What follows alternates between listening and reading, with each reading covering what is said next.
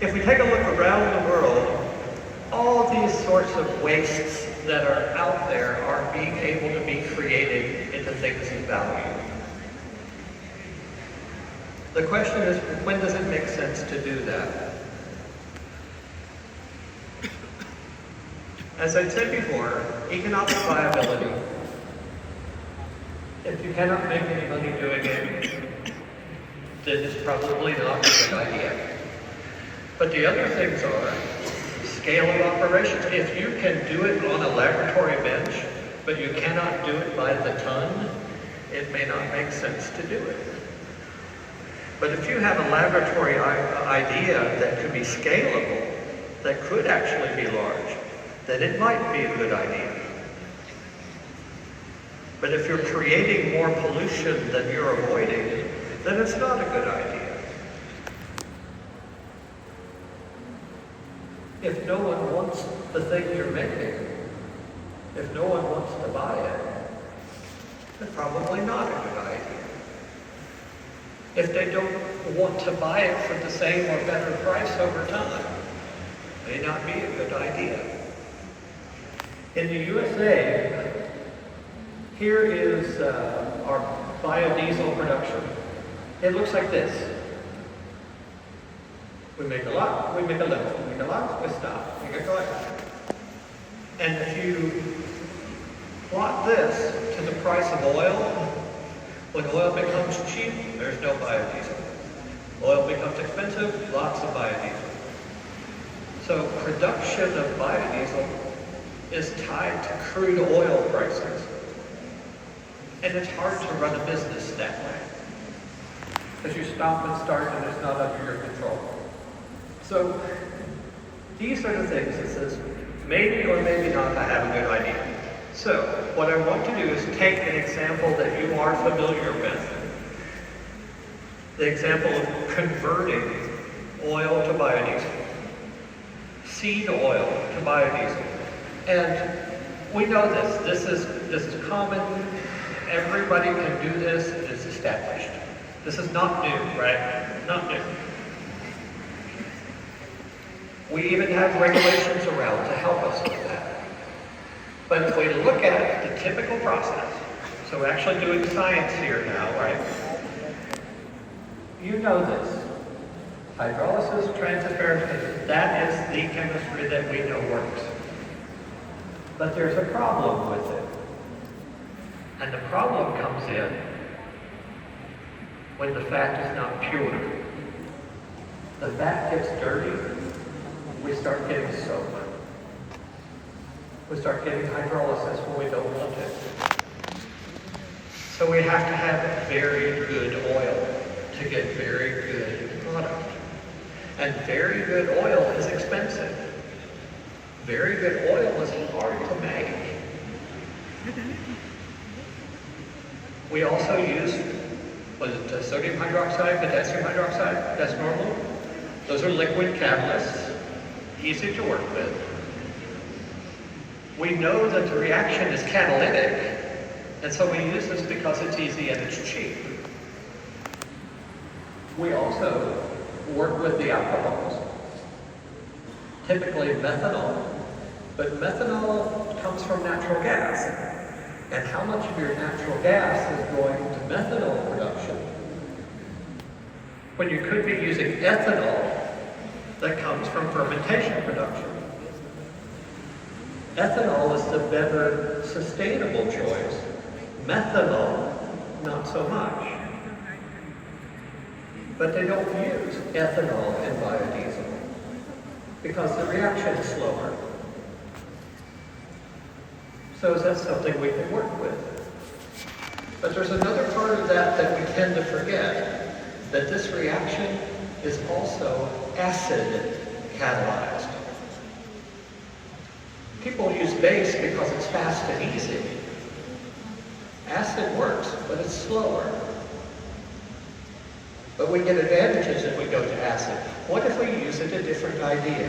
What if we can take an acid catalyst and don't care about the time? We get rid of the time function. We say it doesn't need to be fast. We need it to be done well. Let's make an acid catalyst instead. Let's make one that will allow us to use any sort of waste fat. It does not have to be pristine. It doesn't have to be pure. It doesn't have to be clean. And we can work with any alcohol that we can gather. And it works that way. If we can get away from clean oils, if we can get away from these other problems, now we might have a solution that works better in other places.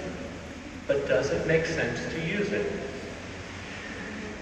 Typically now, as you know, in biodiesel, they use batch production. Take a big tank of it, pour it in, stir it up, separate it, take it out. It's good. That is reliable. It is solid. It works. But is there a way to make a different way that gives us better results?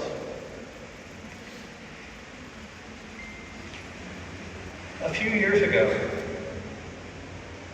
I made a solid acid catalyst using any biomass. If it was biological, I can hydrothermal carbonize it and turn it into an acid catalyst. Just cook it with sulfuric acid. A hydrothermal carbon catalyst had been used when they made with low temperatures, with just water and low temperature and pressure. It doesn't have to be pyrolysis like normal carbon making does. But the result is a solid catalyst that is acidic. That we can turn something as simple as glucose or sugar, but it could be wood, it could be straw, it could be waste product, it doesn't matter, into a carbon complex that is very, very small, but activated with sulfonic acids. These can then be used as the acid catalyst to make the biodiesel from the waste. So this is the proposed actions we see from making it from any of these carbons. Those available sulfonic acids make that whole process work, but it's still slow. So what if we remove the time component? What if, let's see if I can do this. Oh, here. What if instead we pack a reactor bed full of acid catalyst and run the liquids across it? We take the oil, we take the alcohol, and run it across a bed of solid acid. What comes out the other end is biodiesel and excess oil and excess alcohol, because the reaction is slow. The biodiesel is separated away. The rest is returned back to go back through with new. So you have a continuously running process, always getting smaller amounts of biodiesel, but it can use waste product instead, and you never get soaked.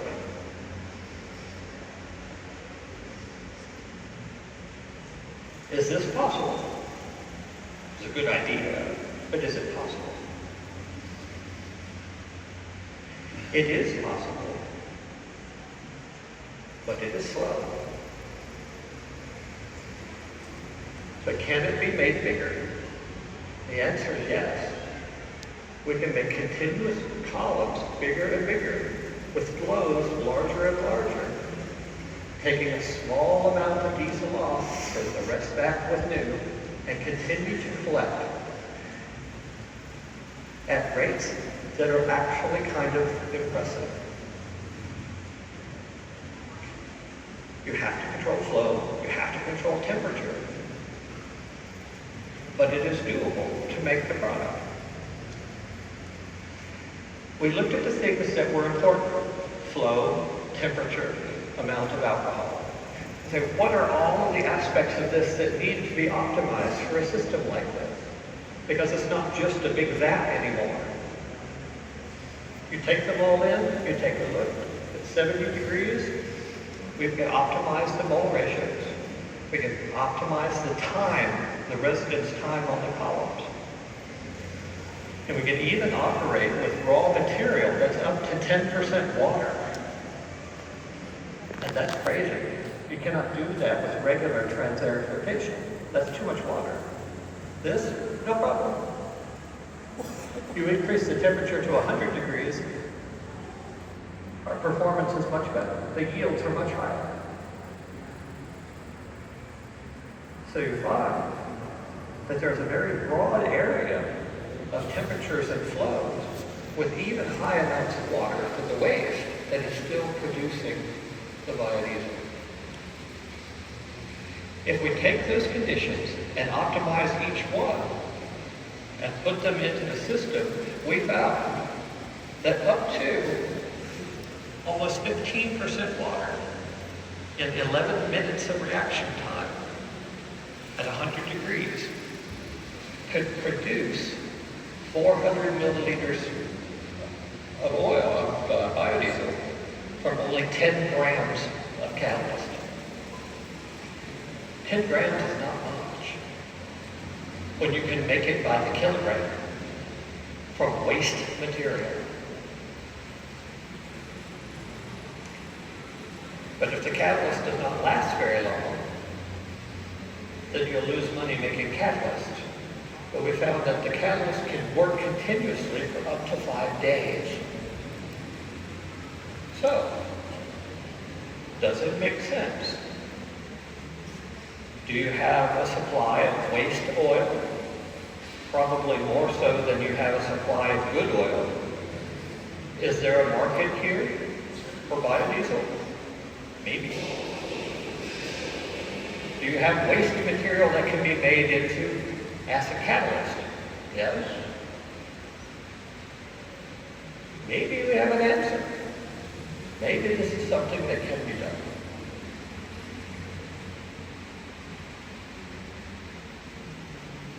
I believe there is much promise for a system like this to be made even at the farm level, because it's not complicated to make the catalyst,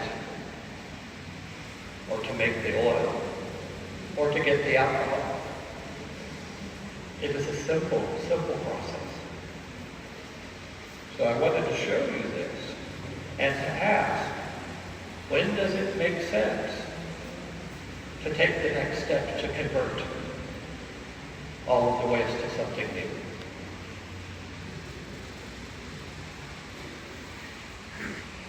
In the end, when we look, we say, what resources do we have to work with? And can we make a difference with what we have? The answer must be yes.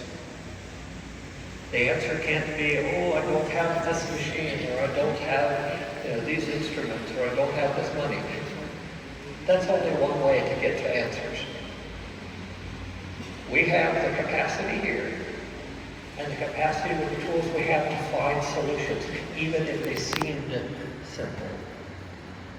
They can be simple and still work well. So, I made a prototype system that just has to be able to work. But I did not have engineering facilities to do it. So I took an old liquid chromatograph and an old gas chromatograph, and I cobbled it together to make it work. And Miss Najma came and looked at it, and she didn't believe it from Pakistan. She came all the way to the USA to see it. I was like, this cannot be. It works. But the concept here is a pump, a column, speeds, and a temperature. And that is very simple. That can be done anywhere. So, thank you for your time, but I want you to remember the hard part is identifying that problem.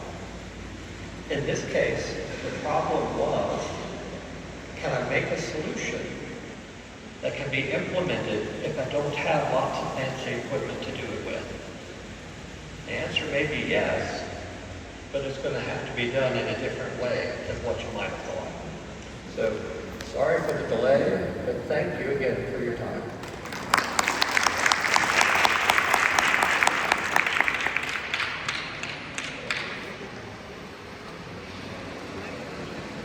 It's not on. You're still not on. You can have fun.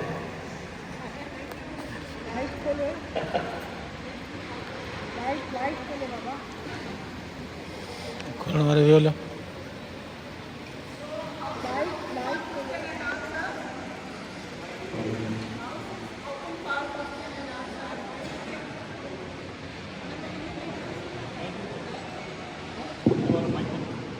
Any questions?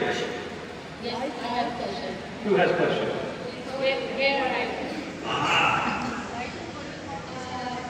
listened to a very nice presentation regarding biodiesels. I have also worked a little bit on using the biodiesel seeds, base seeds. So I just want to know that what I have learned from your lecture that when your system is continuously flowing, right? The waste is going into catalyze, and then the thalassemia are formed, and then oil is coming back, and then that waste is continuously being used, right? So, how long that catalyst can be used? Is it more efficient, and how long can that is efficient? Oh, no, it's not efficient at all. So It's slow. it's slow. But it's continuous. It is slow but continuous. Okay. So if you imagine what comes off the column is only 10% bodies, okay? And the rest is oil and alcohol. When that separates, you skim off the 10 and send back the 90. What comes next? 10% and 90. But it's continuous. So it's not efficient, but it's continuous. It's not batched anymore. So all you now need is flow and time. Can we do that any other method that your system or just whatever you are taking as a method can be also be used for producing their biodiesel? And you try that down. You can, for what I saw, as long as the reaction occurs inside the reaction column, the rest of the process follows the same. The one problem I did see was when I was using materials where the biodiesel would stay in solution and I wouldn't get separation. So I'd have to change the temperature and change the flow to get layers. So it can skim off what I wanted and send it on back. But once you have your process and controls, it's always going to perform that way. Yeah.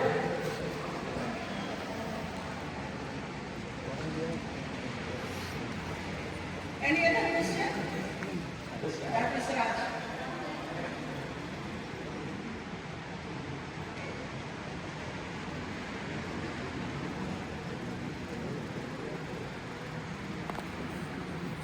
Thank you Thank you for your thank you for your excellent talk. So, I just want to know, we have also used one of our students, she as a great professor, Dr. Sabha, he used the theme alternate as an acid catalyst to convert or the conversion of iron into the biodiesel. So in your case, you had because there are two products. One is the biodiesel and other is the glycerol. So you have also separated the glycerol? I know. I've not separated the other. So with this, I only looked at the biodiesel. Right. Okay, thank you. Yep. But you bring up a good point. Yeah. The concept of this is the same for any acid catalyzed reaction. As especially those that may be slow. Because you eliminate the time component Yes. and just collect over time. So other reactions or other chemical outputs are absolutely possible, not just biodiesel. And that gives new opportunities too for more foundational chemicals or for other products. Yes. Thank you. Any other question?